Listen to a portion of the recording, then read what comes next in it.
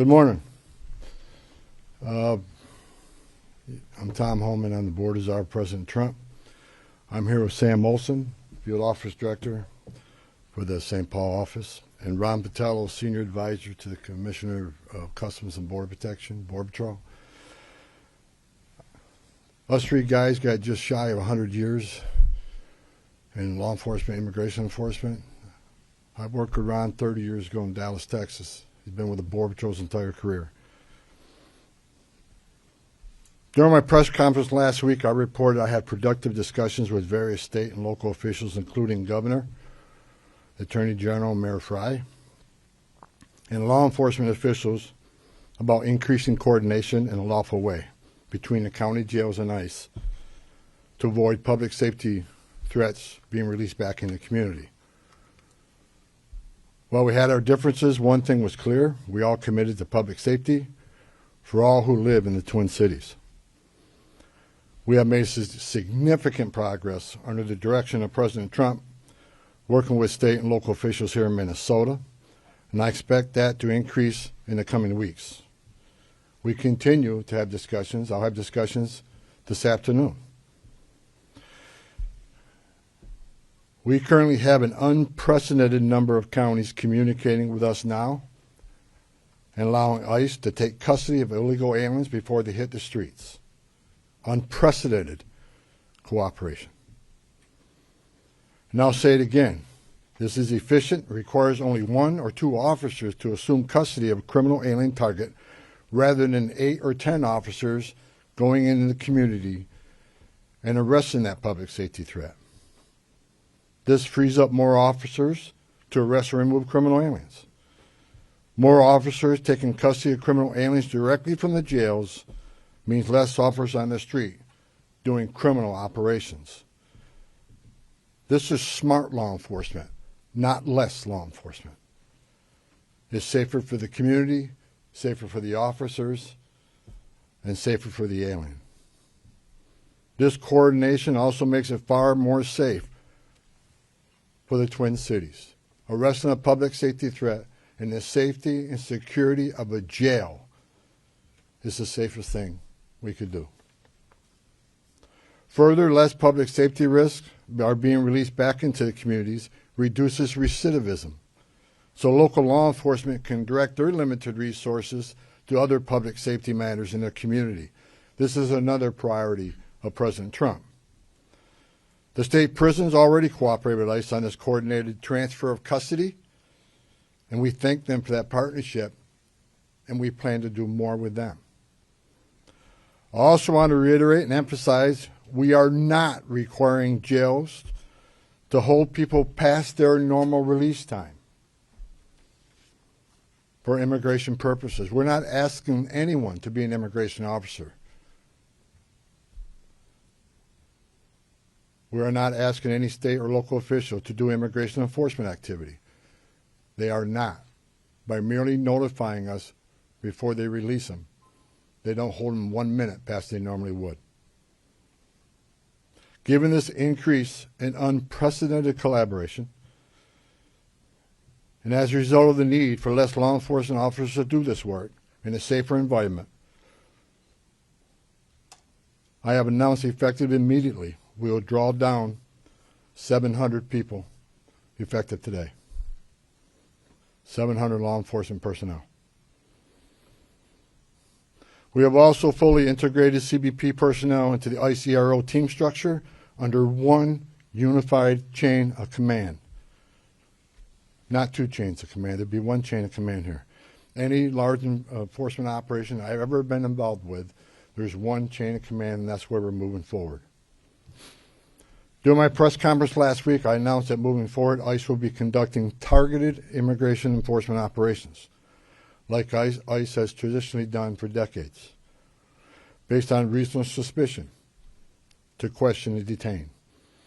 ICE will conduct these operations and transnational criminal organization investigations with a focus on national security and public safety. I want to be clear. Just because you prioritize public safety threats don't mean we forget about everybody else. We will continue to enforce the immigration laws in this country. To help execute this, we have developed and implemented a multi-agency surge task force with an operational framework that clarifies lines of effort, integrated enforcement, investigative and special response efforts. A unified joint operations center has been established to manage all operations and ensure efforts align with priorities of the mission. This reorganization also enables ICE to leverage joint intelligence capabilities to effectively target threats, as well as to reduce the overall personnel footprint and enhance public safety and confidence in the agency's capabilities and presence here. I have also ensured that officials from legal internal affairs offices remain on the ground as long as this operation continues. During our efforts to identify and implement improvements of how operations are planned, conducted, and managed, we identified a gap in regard to the use of body-worn cameras. And this was actually raised by the workforce when I started walking around talking to people here. Some officers and agents had them, some didn't. That inconsistency was unacceptable, so we moved immediately to prioritize full body cam deployment in the city. I discussed this with Secretary Noem a couple of days ago, and she made the decision to deploy them. The plan is to deploy them nationwide, but it's a priority for the city right now. There's actually $20 million in the spending bill to further fund the deployment of body cameras. The President is supportive of this decision because we have nothing to hide. We want to be fully transparent in what we do. The American people seek and deserve professional and trustworthy law enforcement, and I and the President expect that any misconduct will not be tolerated and will be swiftly addressed. The integration, structuring, and resources we have implemented will help ensure accountability and that targeted enforcement operations have a focus on national security threats and public safety threats, and they are conducted effectively, safely, and appropriately. Again, this is smarter enforcement, not less enforcement. For those who are not a national security threat or public safety risk, you are not exempt from immigration enforcement actions. If you're in the country illegally, you are not off the table.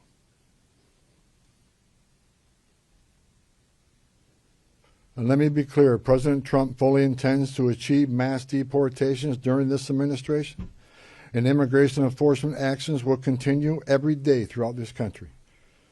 President Trump made a promise, and we have not directed otherwise.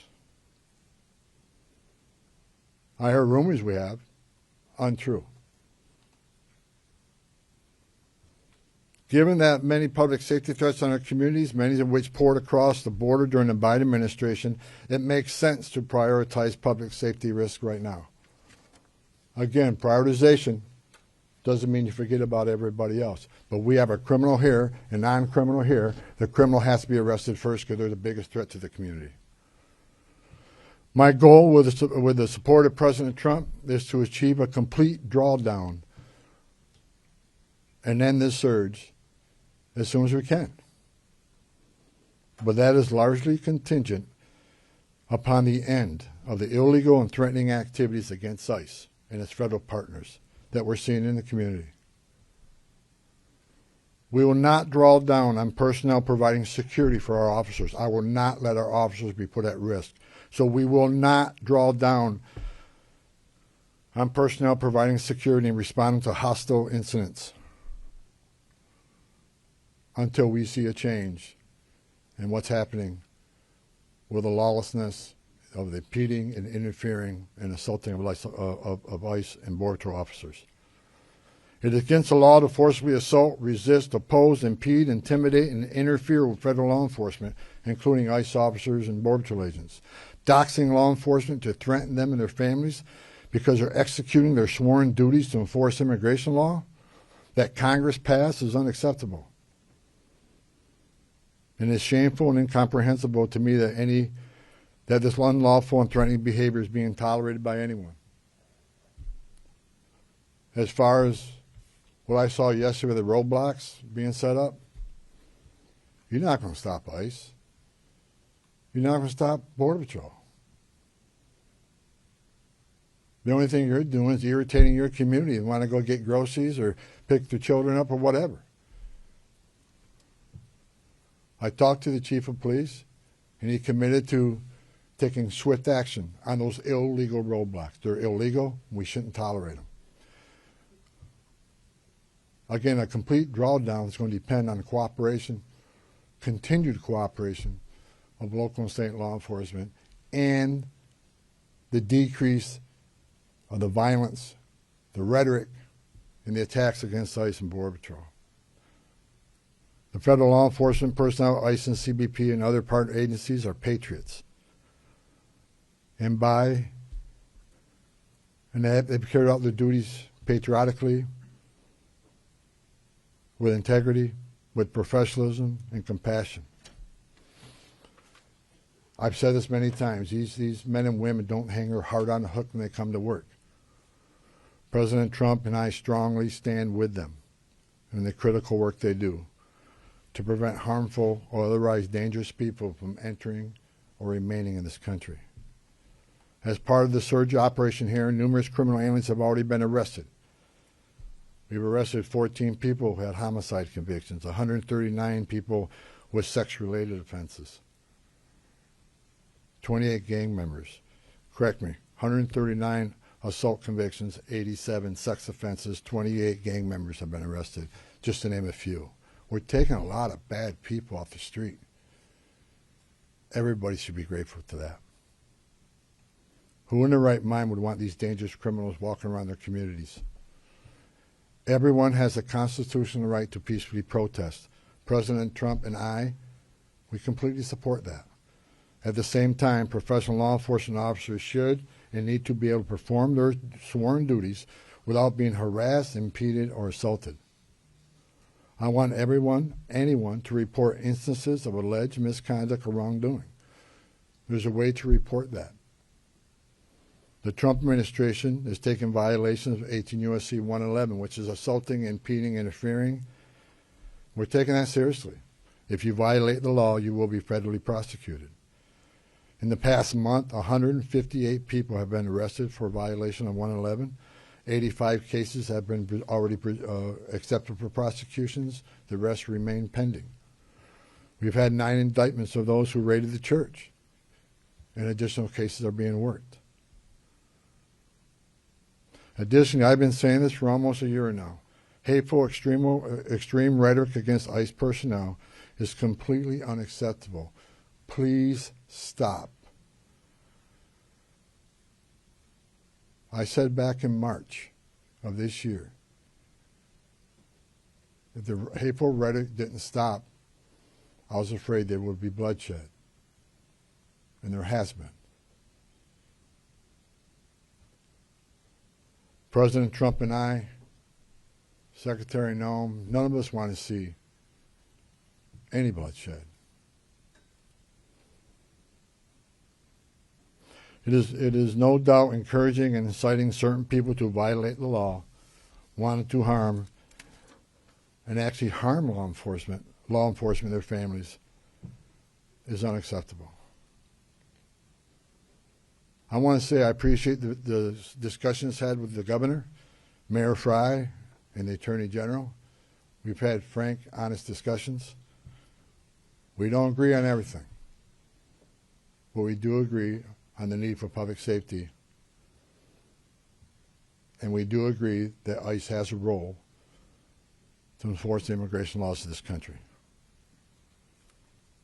I would implore the governor and the AG and the mayor and other political officials to urge in the most strong and urgent way to ask for calm in the community and to end the resistance, the impediment, the interference, again, protest.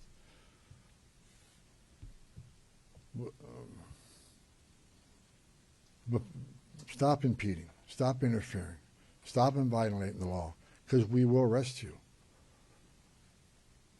In closing, President Trump and I would like to thank the men and women of ICE, Border Patrol and other federal agencies on the ground here, for your dedication to the oath you swore to enforce the federal laws and promote public safety through the work you do.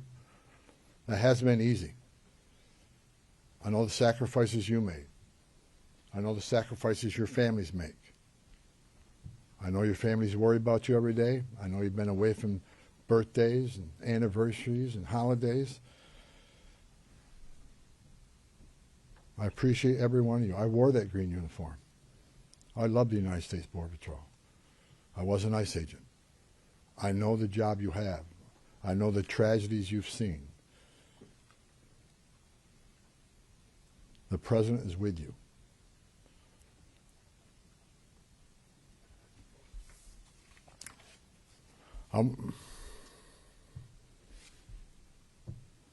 Again, I want to thank Governor Walz, Attorney General, and Mayor for the candid, insightful, productive discussions we had.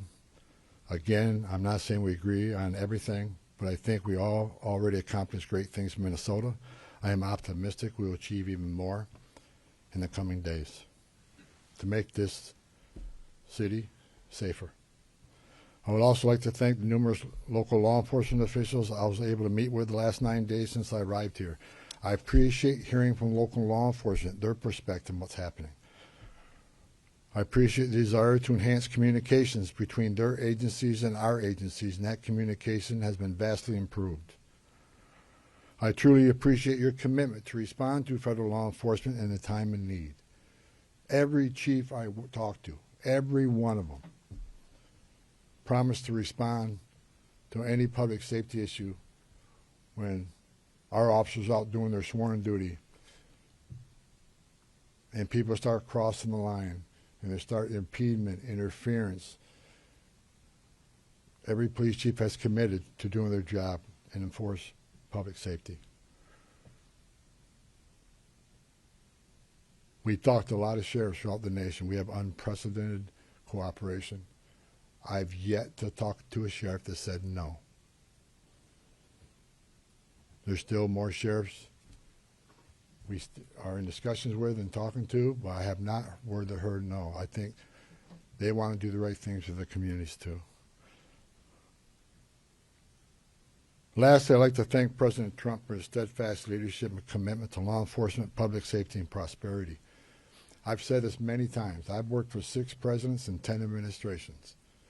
When it comes to public safety, border security, immigration enforcement, no one's done it better than President Trump.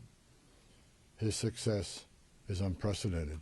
Later on today, Secretary Noem is having a press conference on our southern border, the most secure border in the history of this nation, because of the leadership of President Trump and the men and women over there wearing a green uniform. Most secure border in the history of this country, which means less children are dying making that journey, less women and children being sex trafficked, less fentanyl getting this country to kill our young people, less known suspected terrorists being released in this country. The most secure border in a lifetime gives us the strongest national security we've seen. You can't have strong national security without strong border security. I wish I could be at that press conference, but the president has called me here. I just had a small part in it. The reason we have the most secure border is because of President Trump's leadership and the men and women wearing the green uniform, which I once wore. I just reported, I was down there with Commissioner Scott, CBP Commissioner Scott, 2 weeks ago. We went through that border in boat, forward drive, and in the air. We toured the border in California, Texas, and Arizona. And I did not see one illegal alien. Think about that. The last 9 months, no one's been released from that border. The most secure border in history of this nation. So God bless the men and women of the Border Patrol. God bless President Trump for his leadership. And God bless the United States of America. And I'll take questions. Sir, you said that you're getting unprecedented cooperation. Where's that coming from? Is it coming from the sheriffs? Have you signed agreements with them? Are Hennepin and Ramsey County part of that? And the 700 officers leaving Minnesota, are they Customs and Border Patrol or ICE or? There's a mix, but that number is based on, number one, the cooperation again, rather than having whole teams out looking for a criminal alien was just released. Now we have one agent at that jail picking that person up. That and the operation has been successful on a number of arrests, so the target list is reducing. So with the efficiencies of the jails, with the efficiencies of the prison system working with us, and the target list decreasing, we had a whole team looking at what makes sense without risking officer safety and the security teams, and that number is 700. Look, we want to get back to the original footprint, the Minnesota footprint of what ICE officers looked like before this operation, plus the additional hires through the big, beautiful bill. A lot of these people, we got agents here from LA, New York, and Portland. There's problems there too. So we want to get people back to their home stations and enforce immigration laws in those areas. But the vast majority of sheriffs, there's only a few that we're still in consultation with, but this is unprecedented cooperation. So again, I want to thank the sheriffs, the governor, and the AG. I think we're in a lot better place than we've ever been in. We never had this kind of cooperation at this level, and I'm not leaving until we get all done.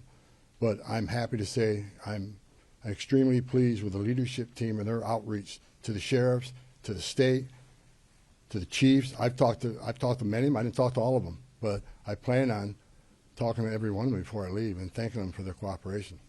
Are you getting cooperation from Hennepin and Ramsey? Follow-ups right here. Go ahead. With everything that you've mentioned here right now, do you think this operation was a success here in Minnesota? Yeah, I think I just listed a bunch of people we took off the streets of the Twin Cities. So I think it was very effective as far as public safety goes. Was it a perfect operation? No. No. And I just told you, we created one unified chain of command, make sure everybody's on the same page, make sure we're deconflicting targets, and making sure we follow the rules. Now, I'm not saying anybody, I don't think anybody purposely didn't do something they should have done. I'm saying that I brought a different set of eyes on this. I've done this for a long time. We made this operation more streamlined, and we established a unified chain of command, so everybody knows what everybody's doing. And not that it wasn't occurring before, but we approved upon that. So in target enforcement operations, we go out there. There needs to be a plan, and I want to make sure everybody has a plan. But I'm not going to sit here and point a finger at anybody that they failed. It was a great operation. We took a lot of public safety threats off the street. Right here. Can I ask a quick numerical, just clarification, and then get to my main question, please? So 700 leaving effective immediately. How many will that leave here once that group is out? Right around 2,000. And what is the pre-operation footprint? Well, 150, 150. 150 is normal. But we got to remember now, we got special agents on detail here doing the fraud investigation. They're not going anywhere. They're going to finish their job. I'm talking about immigration enforcement efforts. Understood. So then my main question, we've talked to people who say they're protesting not the arrests of people with criminal backgrounds, but things like broad ICE patrols, random citizenship checks of people of color, and the detainment but no charges of U.S. citizens. So have you committed or will you commit to officers on the ground here ceasing those actions? What I have made clear, we're doing targeted enforcement operation. When we leave this building, we know who we're looking for, where we're most likely to find them, what their immigration record is, what their criminal record is. But as we continue to be forced in the communities, when we go to arrest that criminal target, if we find an illegal alien there, they're coming. We're not going to turn a blind eye to illegal immigration. That's why this partnership and this coordination is so important. We'd much rather work in the safety and security of jail. Look, I go to bed every night wondering if every one of our officers go home safely. I also am concerned that every person we're looking for is taken into custody safely. The best way to do that is to have a target enforcement operation, a well-planned operation. That's the way we've done it for decades. So should we expect to see no more of that? Pardon me? Should we expect to see no more of those citizenship checks? I have lower one I have point? directed target enforcement operations, and we'll hold our officers to the highest standards. These are professionals. Again, you know, I wish every one of you would put that gun on your hip, put that Kevlar vest on, go out there and put up what they put up with. Considering the hate, their rhetoric, the attacks, I think they performed remarkably, and I'm proud of them. We came here, President Trump sent me here. I didn't ask to come here. President Trump sent me here to help de-escalate what was going on. We're not surrendering our mission. We're not walking away from our mission. We're just making this more effective and more smart. This is smart law enforcement. Smart law enforcement makes it safer. Right. Realistically, how much work is there left to do here? And with this unprecedented cooperation, how long could this take, best case scenario in your eyes, to get the job done?